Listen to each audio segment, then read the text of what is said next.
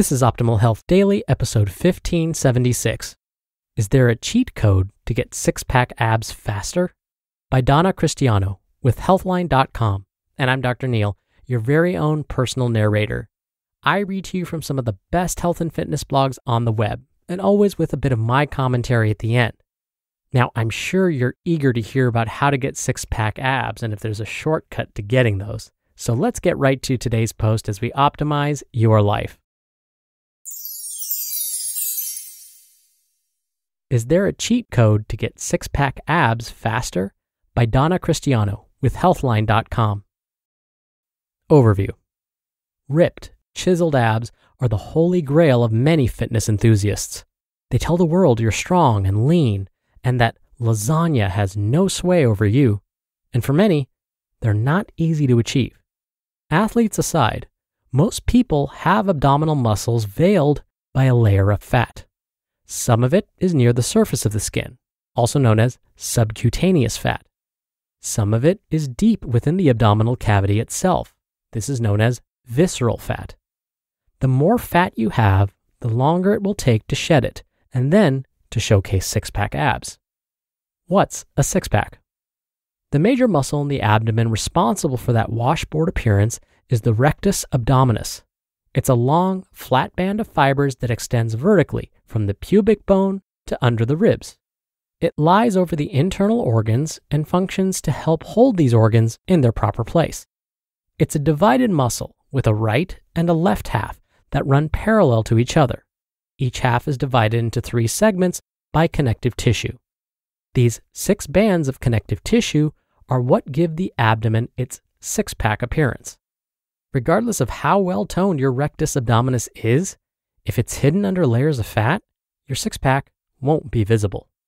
According to Harvard Health, roughly 90% of body fat is subcutaneous, meaning it lies just under the skin. It's the squishy stuff that forms your belly, and it's body fat that you can grab with your hands. About 10% of fat is the visceral variety. This fat lies beneath the abdominal wall and in the spaces that envelop the intestines and liver. It secretes hormones and other substances that cause low-level inflammation, which has a direct effect on the development of things like heart disease, dementia, and certain cancers. Doing targeted exercises like crunches is great for toning abdominal muscles, but losing both subcutaneous and visceral fat is the first step to unearthing your abs. According to the American Council on Exercise, you'll need to lower your body fat to about 14 to 20% for women and 6 to 13% for men. On a scale used by this council, this is known as the athlete's category. Even then, some people don't have the genetic makeup necessary for six-pack abs. That's because they may have thicker skin and tissue surrounding the rectus abdominis, making it harder for ripped abs to show. Some people also have asymmetrical or angled tendons crossing over the rectus abdominis, making their abs look less like a washboard. Lowering your body fat level. Lowering your body fat percentage can be a long and painstaking process. Research published in the journal Obesity notes that in the United States, the average woman has about 40% body fat, and the average man has about 28%. Women naturally carry more fat than men because of the hormone estrogen. Most men and women have to lose at least half their body fat for their abs to show. The American Council on Exercise says a 1% body fat loss per month is safe and achievable. Given that math, it could take a woman with average body fat about 20 to 26 months to achieve the appropriate amount of fat loss for six-pack abs. The average man would need about 15 to 21 months.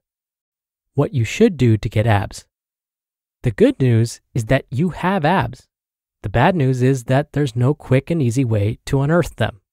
Exercising your abdominal muscles with targeted exercises will help to strengthen and shape them.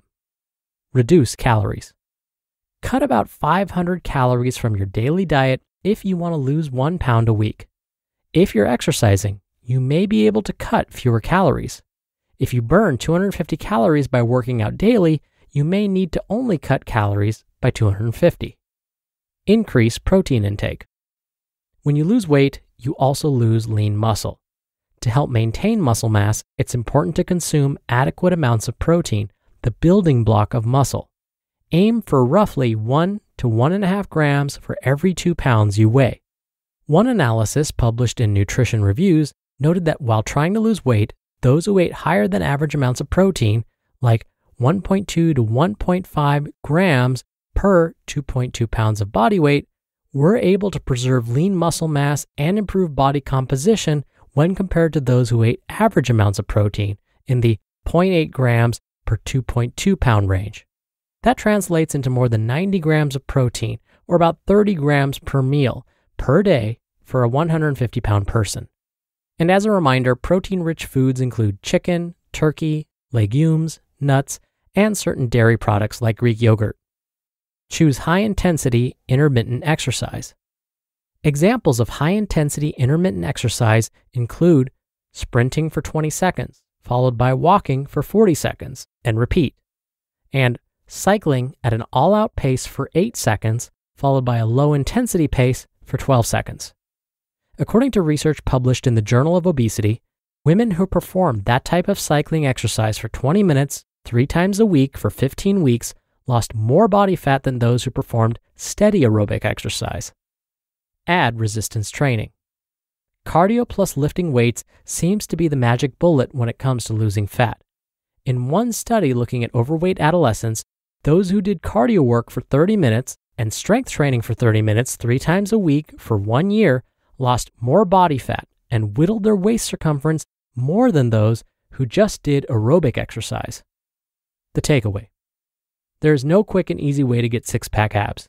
It involves discipline and a commitment to clean, healthy eating and regular exercise, including cardio and strength training. But while the process can be long and the work hard, six-pack abs are a fitness goal that can be attained by those who are committed to the process. You just listened to the post titled, "Is There a Cheat Code to Get Six-Pack Abs Faster?" by Donna Christiano with Healthline.com. This past year has presented so many challenges in every area of our lives, from the living room to the virtual boardroom. You keep putting in the work at home and let Indeed do the work of hiring. Indeed is your go-to hiring partner where you can attract, interview, and hire all in one place. Assessments make the interview process smoother for everyone. Talent doesn't need to prove themselves again, and you can dive deeper into talking about what's important to you. Indeed makes it easier for star applicants to shine with over 135 assessment tests from cooking to coding. Get started right now with a $75 sponsored job credit to upgrade your job post at Indeed.com/health. Get a $75 credit at Indeed.com/health. Indeed.com/health. Offer valid through December 31st. Terms and conditions apply. Need to hire? You need Indeed. Dr. Neal here for my commentary. As today's author Donna mentioned, a lot of factors determine whether someone will ever develop six-pack abs. One of those is genetics. I once had a student in my exercise physiology class that couldn't perform a single ab move.